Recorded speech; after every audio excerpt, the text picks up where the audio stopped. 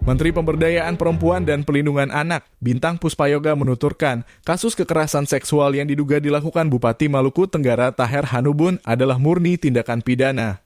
Untuk itu, Bintang mendukung penuh keputusan Polda Maluku yang tetap melanjutkan penyidikan atas kasus dugaan tindak pidana kekerasan seksual yang dilakukan Bupati Maluku Tenggara serta dikenakannya UU tentang tindak pidana kekerasan seksual.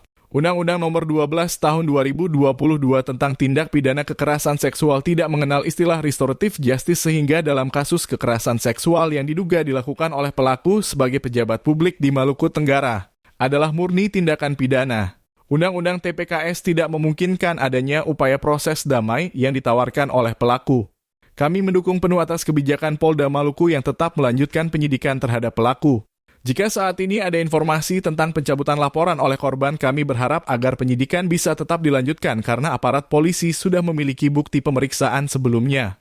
Undang-undang hadir sebagai bukti negara serius melindungi para korban kekerasan seksual khususnya kelompok rentan perempuan dan anak-anak. Ancaman pidana Undang-Undang TPKS terhadap pelaku sudah tepat, tegas Menteri P3A Bintang Puspayoga dilansir dari laman resmi kemenpa.go.id Kamis 14 September 2023. Dalam hal perbuatan yang dilakukan terduga pelaku terhadap korban yang menurut korban sudah dilakukan sejak April 2023. Maka terduga pelaku juga bisa dikenakan pasal 6 huruf C Undang-Undang TPKS Jo 64 KUHP tentang perbuatan berlanjut.